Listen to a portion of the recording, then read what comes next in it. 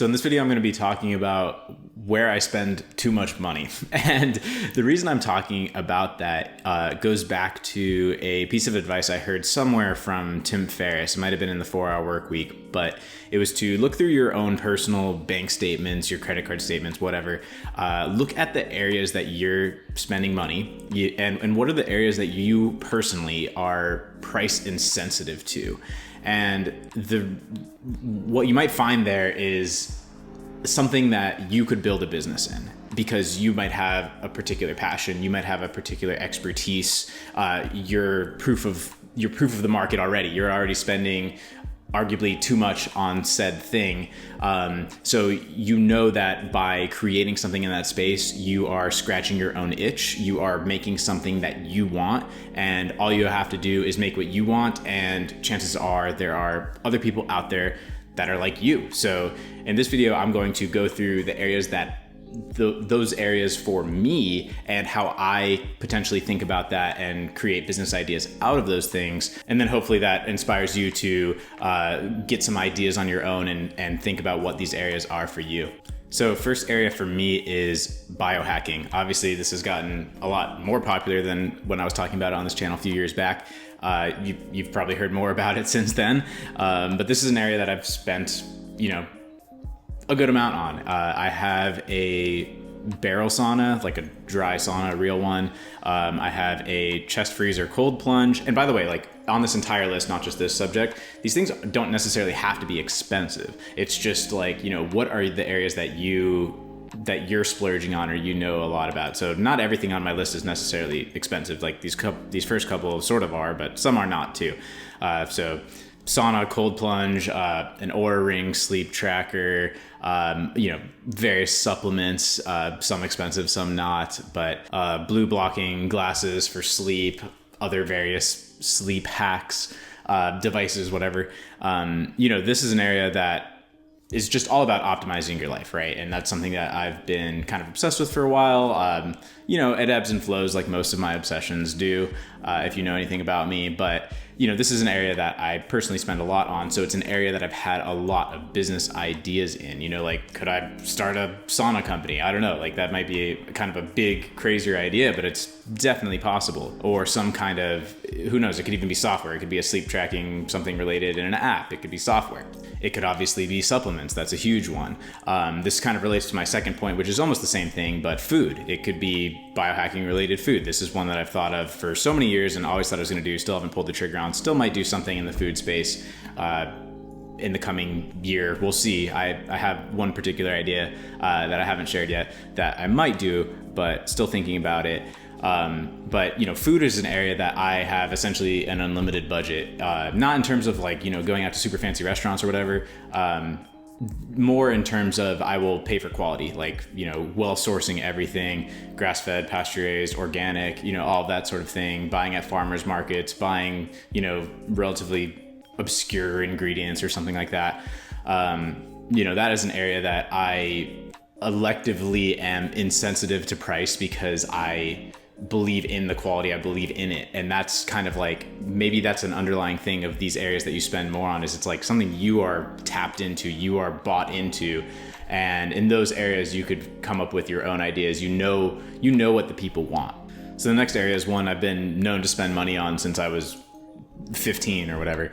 And this is audiophile music, sound related equipment. I've just always been into this, and I don't have an insane setup. At some point I'll need to upgrade it again, but this is an area that I'm relatively insensitive to, or at least spend more than the average person on. Like I'm not just throwing on earbuds or whatever. Like I have some fancy headphones, I have amplifiers, I have these tower speakers, I have a vinyl setup, like all these various things. And actually wanting to get back into music production, something that I used to do. So, in that space, I could do headphone accessories or all these cool, like, headphone stands or fancy cables. I don't know. I just bought some like, wall mounts for hanging vinyl on the wall. Like, just to know what you wish existed or know what you are personally wanting. It would be a fun space for me, like, because it's something that I'm passionate about. And also this is a good exercise because as I'm even saying these, it's like, well, what would I really do with that? Like, you know, like what, I don't know. I honestly don't have a great idea for all of these necessarily, but you don't need that many ideas, right? Like you just need one idea that is the idea that's going to excite you enough to actually do. So it's not like you need the perfect idea for every idea that you could ever have. You just need to come up with something and run with it. So, you know, the audiophile, music, sound type of stuff, obviously, you know, making headphones or speakers, that's very intense, but you know, some kind of aesthetic, accessories, something like that. That's kind of where my mind first goes for an idea like that. That was a bike braking excessively loud outside. Maybe you spend a lot of money on bikes. A lot of people do that. Cycling accessories of some kind. There's an idea. Next one is something a lot of people can relate to, but building a brand around your pets. I have a cat.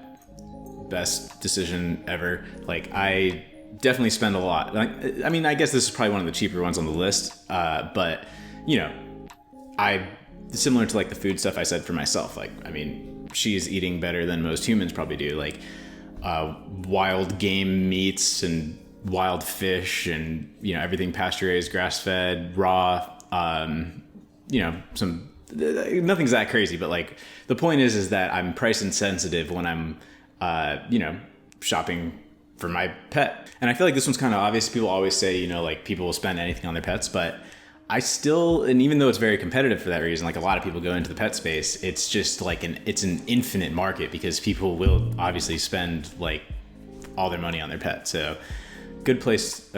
I think is an interesting one. Okay, last area, and this is one that I've personally built a business in. I have on my list here cars, but I'm gonna just say like anything sort of like wheeled object, or even just like a really obsessive hobby. Like I'm also into vintage watches and stuff, though that'd be a bit of a more tricky one. But you know, I've been really into Porsches and like motorcycles a bit too, and even bicycles to a little extent.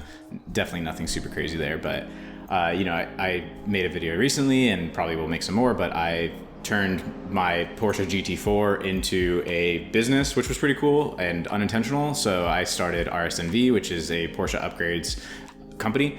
And that was the perfect example of like scratching my own itch, getting into an area that I was spending a lot of my own money on, building things that I wanted, knowing what the customer would want because it was what I wanted. And that's the big takeaway. That was the piece of advice that has always stuck with me since I first heard it through Tim Ferriss. Like I mentioned in the beginning, it's like that scratch your own itch, that, you know, where are you spending money? Like what excites you? What are you the number one customer of? And I think that's a really good place to look for building a brand, for building a business, direct to consumer, an app. It could be anything really, but like what is scratching your own itch? What do you want? What do you think the world needs? That sounded a little too dramatic, but you get the point. If you like this video, please do all the YouTube algorithm stuff and leave a comment. Just let me know what you want to see out of this channel. Like I don't know what this is going to turn out like. I feel like this was a mess. I feel like I don't know how to make YouTube videos anymore. So just let me know your thoughts. I'd really appreciate it, and see you soon.